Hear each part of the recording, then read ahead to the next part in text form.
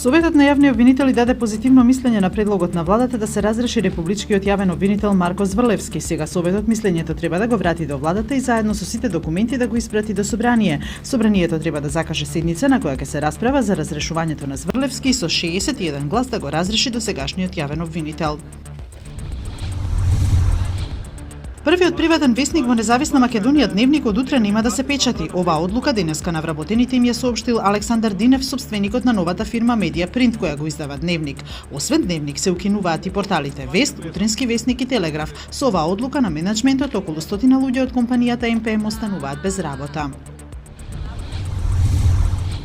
Активистите од Спас за Валандово денеска започнаа со најавените блокади на клучката Валандово-Пирава-Марвинци, со кои бараат општинските власти да закажат седница на која ќе се донесе одлука за референдумско изјаснување за рудникот Казандол. Спас за Валандово инсистираше Советот да одржи седница вчера за да може на 9 јули да се одржи референдумот, но претседателката на Советот не закажа, поради што и ги активираа блокадите.